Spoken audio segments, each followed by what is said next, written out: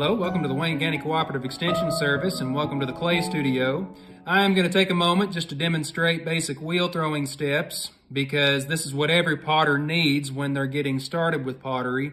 Whatever piece that you make all starts from these basic steps that I am about to demonstrate, which includes how to center, how to widen, how to open it up, how to throw, terminology that every potter is familiar with, but I will explain those a little bit more as I go along. But you're looking at two examples that I have just completed, and the cylinder that I have demonstrated in this tutorial will look similar to this when it's finished. And in the second part to the tutorial, I will demonstrate how to pull handles, which is how this looks here. And I am only limited to what I have done in the tutorial because the clay is too wet to do anything else with it. So I will not be taking time to discuss hand building, how to attach handles, how to do any kind of further detail. This video is designated to just wheel throwing and just pulling handles. So without further ado, we will get started on those steps.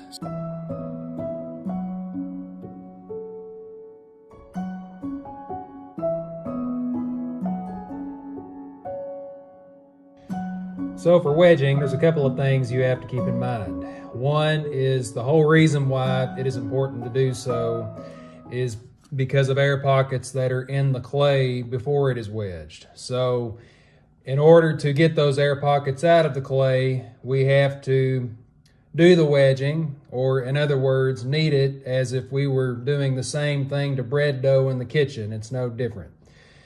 So there is a method to this that works for me, and it is a familiar method to a lot of people. There are different techniques with wedging, but this is the ram's head technique, and in my opinion, it's one of the easiest ones to use. So with a ball of clay that's maybe 3 to 5 pounds, which is what I'm going to be using for the demonstration in the next clip on the pottery wheel, what you need to do is compress with both hands and push forward. And you'll notice the 2 indentions that are on each side of it right now. And that is going to be a place for your palms to rest, and then you're going to roll back and then push forward once more. You're going to repeat that cycle about 15 times, and I mean roughly. It doesn't have to be exactly that. It also depends on how big your clay is. The bigger your clay is, the more you will need to wedge. But for a piece this size, which is good for making mugs and other things that are of that size, 15 to 20 times will work well. And if there are any air pockets in the clay, typically you will hear them pop. I'm not hearing any right now. So chances are I am in good shape, but it's always good to wedge just in case there are any air pockets in the clay, because what happens is when this is fired in the kiln, when heat rises and expands, it traps inside those air pockets and then they explode. So that causes pottery to break and come apart when that happens. So this is a way to prevent that. Now, I mentioned one reason why the wedging is important, and that's because of the air pockets. The other reason is because it's therapeutic. This is a good therapeutic technique. But most importantly, even though our health is also important, in order for your pot to survive, you have to wedge to get those air pockets out. For the survival of your pottery, this is even more important.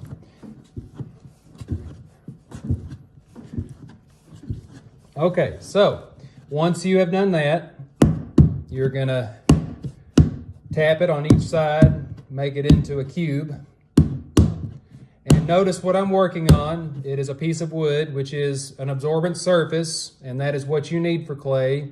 You need something that the clay is not going to stick to. You can already see that moisture is being drawn from the clay into the wood. So I would not use slick surfaces like plastic, glass, metal, anything like that for this part. Now, once you get it into the cube, you pat it into a ball.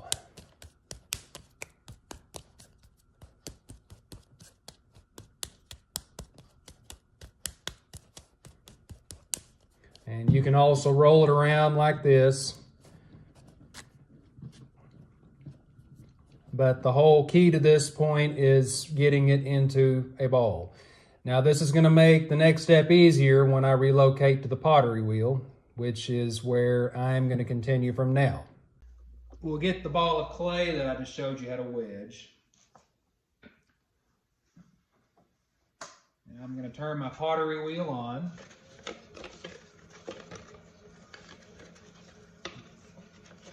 And I have two different buckets in front of me. I have one that has tools in it. This is a needle tool. I'll show you how that works momentarily, as well as this wooden piece here. Another word for it is a rib. And one that I use a lot is a sponge. And that's actually what I'm going to use first. I also have a bucket in front of me of water. Water is very important when it comes to working on the pottery wheel. You want to constantly keep the clay lubricated, because otherwise, as the wheel is turning, it dries out pretty quick and it tears apart. So the water is needed to help keep your piece intact. Now this sponge does not have to be soaking wet. It just really needs to be damp. And then you run that over the wheel. This helps the clay to stick to it whenever you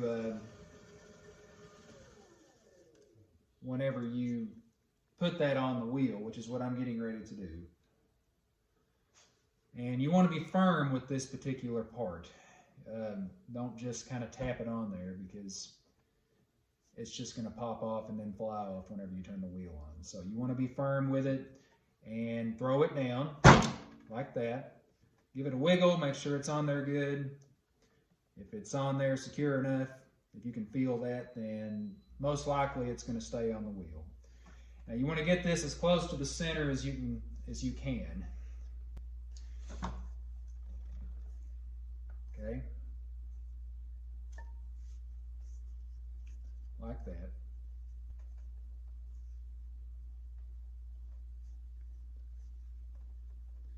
And then in the next step is going to be getting this ball of clay perfectly centered. And I have to turn the wheel on in order to do that. So I'm going to turn it on to a pretty quick speed. And I will also point out that it will not stay this fast the whole time. I'm going to be slowing it down as I go, because as I work with the clay over time, and the wetter it gets, the more fragile and the more weak it will be as well. So it won't be able to hold itself together if it is going too fast. But in this particular step, the quicker the speed actually is, the easier it will be for you to center it. Now, there's a couple of different ways you can center. You can put your forearms together like that and then lean forward, and that's going to help you to get it centered. And I have my elbows together like that, and they're in front of my abdomen, and then I am leaning into it, okay? I'm using my body weight to lean into this ball of clay to get it centered. Don't just use the strength in your arms and your shoulders, because that's going to involve more strain than you realize. But leaning into it is going to make that so much easier. So you can push like that, or another way you can do it, which is actually easier for me, is push forward with one hand and push down with your right. Now your dominant hand in that case will be on top. Okay, I'm right-handed, so my right hand is in that position. So my left hand is actually going to be pushing forward, and I'm pushing forward and pushing down simultaneously, like that. And you just do that until the ball of clay is still. And when it's still and your hands aren't wobbling around, then that shows you that it's centered. Okay?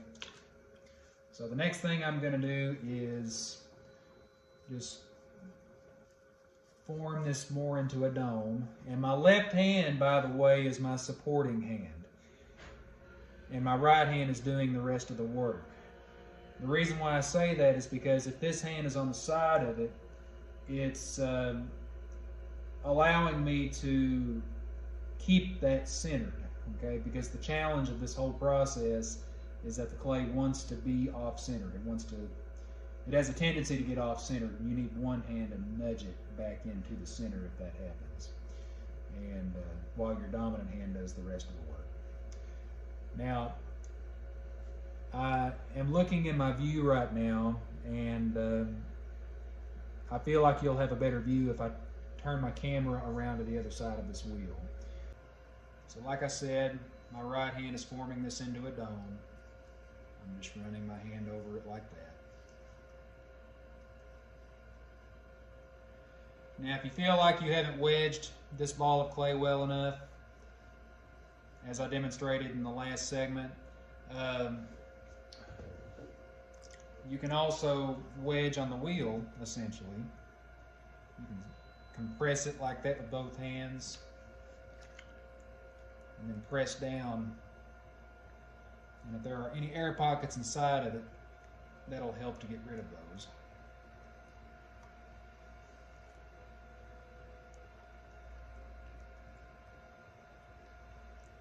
I didn't need to do that since I wedged on the board, but I just wanted to show you how to do that in case you need to.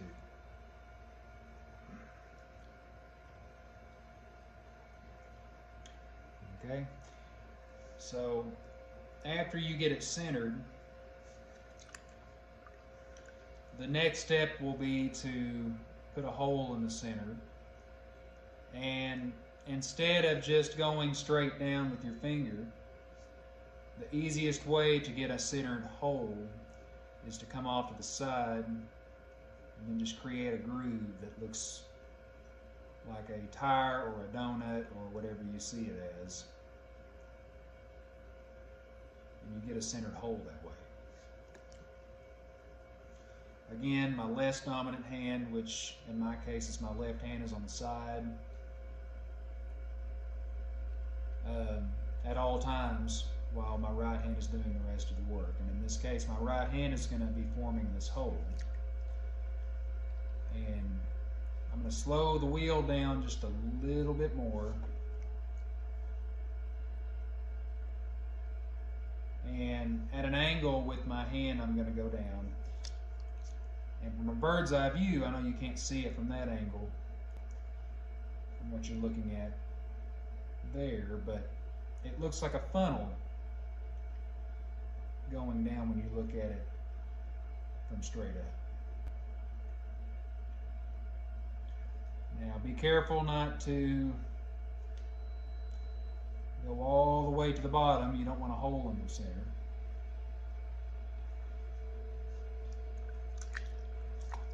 You don't want a hole in the bottom of your piece, And since I bring that up, think about how thick the bottom needs to be. I wouldn't recommend any thinner than about 1/2 inch. So we're going to test out the bottom and see how thick it is in just a second. But you want to stop to where there's some thickness. When in doubt, leave more thickness than you think it is. Take this needle tool,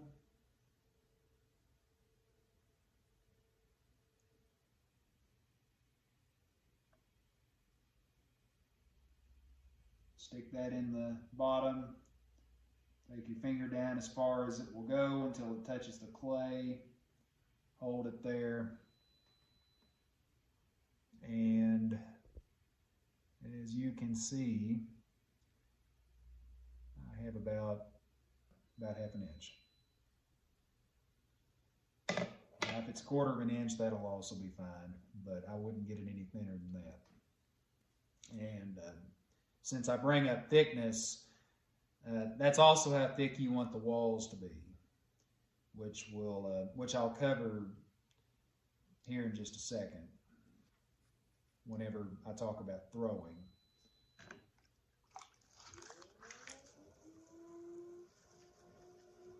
Okay, so what I'm going to do next is widen this out, and my left hand is on the side, my right hand is in that hole, and I am going to slowly pull out like that.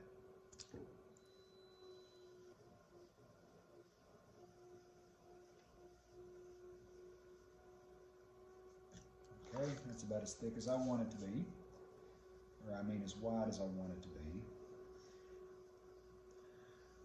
I'm taking that sponge and I'm just smoothing out the inside, just to help even make that make the surface of in there flat. There's some grooves in there from what my fingers have made, and the sponge helped me to clean that up. And for the next step, which, as I just said, is throwing, you want to cone in at the top like that, and you're going to be compressing at the top of the rim with both hands like that. The reason why we cone in at the top is because as you pull up the piece, the clay has a natural tendency to flare out. But if it's coned in, it's going to straighten itself out. So we're going to create a cylinder first. And I'm going to take my sponge with water in it, and that sponge is releasing water on it, so that is good for keeping the clay wet. Keeps me from having to reach into the bucket and continue to pour water on it. And what I'm going to do in this step, again, is called throwing. Another term for that is pulling or lifting. That's basically all it means. And this is the wall of clay right here. And what I'm doing, my left hand is on the inside of it at the bottom, and my dominant hand is on the outside in that groove. And if you can imagine that wall of clay between both hands, I'm compressing just slightly with both hands, and then I'm slowly pulling up. And what that does is it makes the walls thinner and the piece grows taller. And I do that until I get the walls as thick as they need to be. And with that said, it's not going to be done all in one throw. It's going to take 2 or 3 most likely.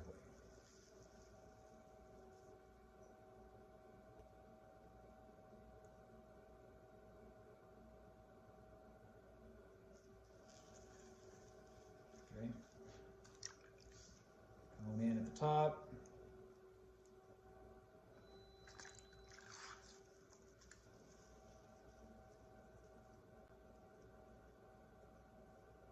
Do that again.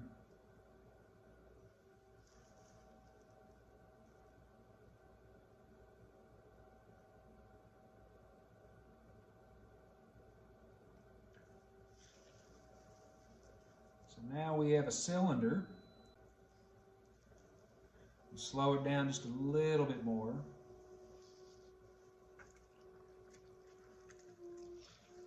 Now, as I showed you with my example before the demonstration started, I like to make my bases a little wider at the bottom. So with my left hand, my hand that is not dominant is going to push out from the inside like that, which creates a belly for it.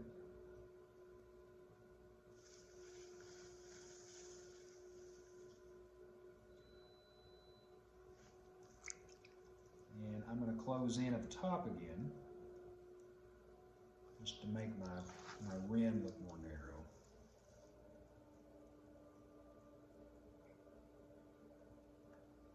And I'm going to push out from the inside on the rim just to give it kind of a lip. And at this point, just look at the sides of it just to make sure that your curves are graceful. And you can push and pull slightly as you need to get the form how you want it to look. Now I'm keeping this basic for you today. If you've never worked on the pottery wheel, there's a lot I could show you as far as tricks go, but to make a standard coffee mug, this is an easy way to do it.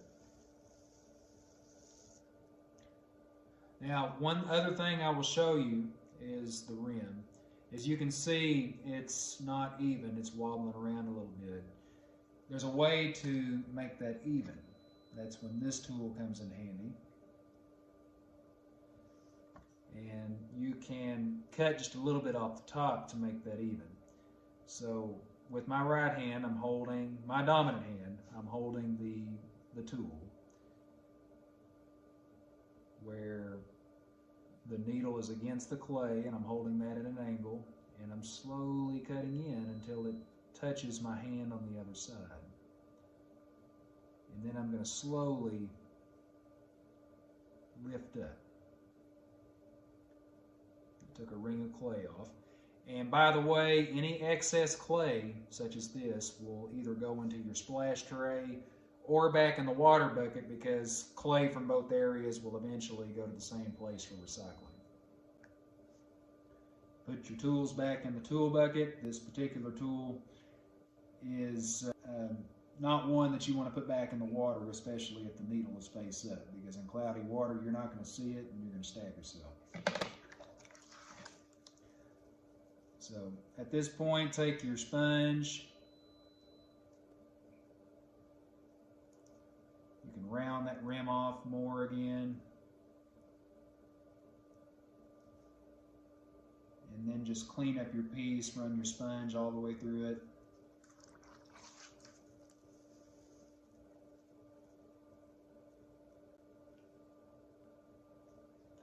And this tool here is one that I'm going to use for the bottom. I'm just going to scrape off that flare of down there at the base, as you can see, just to make the bottom look more clean.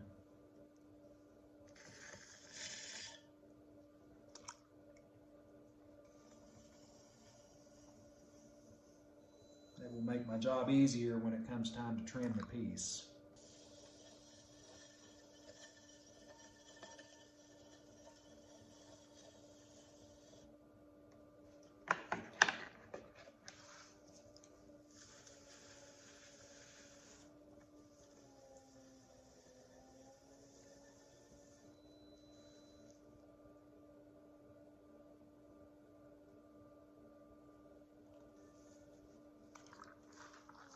Slow this down a little more.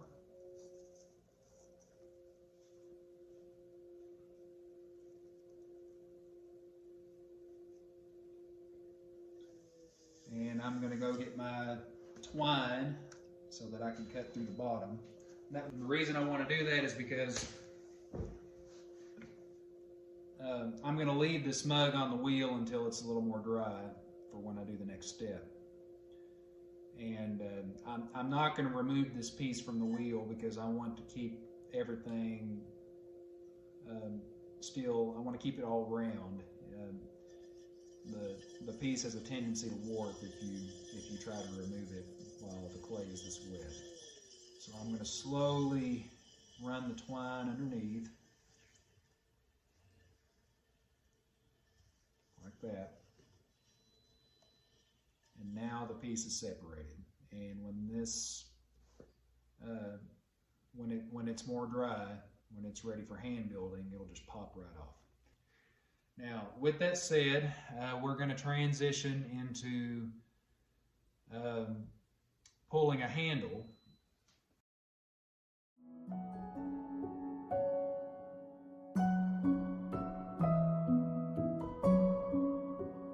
So for making handles, what you need to keep in mind is that you're making a coil, and it really doesn't require much clay.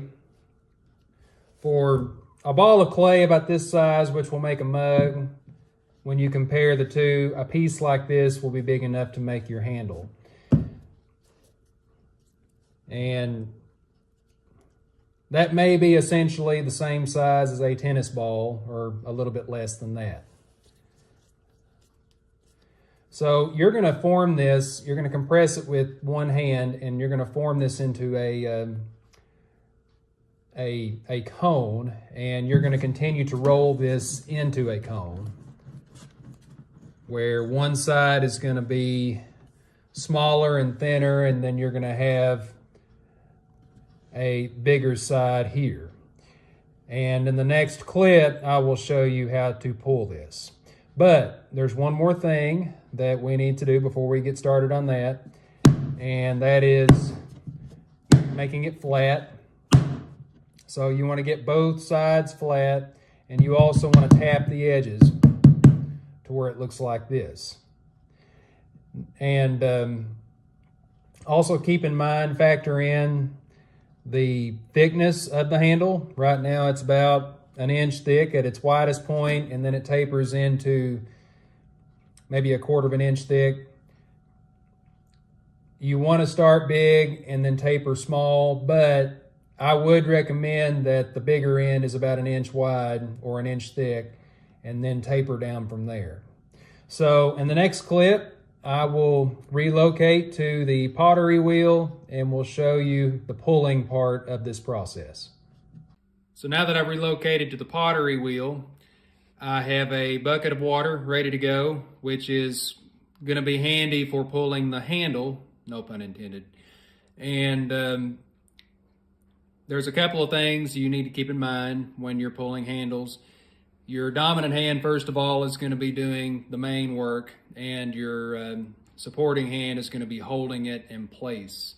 So my left hand, since I'm left-handed, is going to be gripping it like that on one end. And with that said, you need to factor in how long this needs to be ahead of time. You do want some excess on the end, because you won't be using all of that clay for the end results of your handle. But the handle also doesn't need to be very long anyway, but just keep that in mind, that when you're prepping your handle, it needs to be a certain length before you then do the pulling. And I'm gripping onto maybe an inch or two. If you judge that there, maybe more like an inch and a half there, that's what I'm gripping.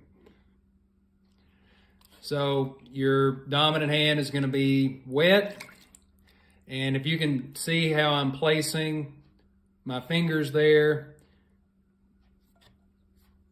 that's basically what I'm doing. Now, I'm compressing and pulling down, and my left wrist is going back and forth like that. My right hand is stationary. I mean, it's moving, but it's only going down. My left hand is going back and forth like that, and I'm getting both sides of that handle. And I'm pretty much finished. I just need to keep this at a certain thickness. This is at about, it's maybe close to half an inch thick, which is good. I'm planning to do some carving to this later on when I attach this to a mug. You can also take your thumb and put a groove in it like that. That's decorative. That's how I like to do my handles. That's how I like to make my handles for the mugs that I work on. And then all you have to do is curve it like that and find a bat of some kind to sit that on. And then you just need to let that dry to the leather soft consistency before you then attach it to your mug or your whatever the vessel is. But this tutorial was just about showing you how to pull a handle. And getting it attached is its own separate instruction and has its own separate set of instructions. So just take it one step at a time, learn how to pull handles, and then go from there.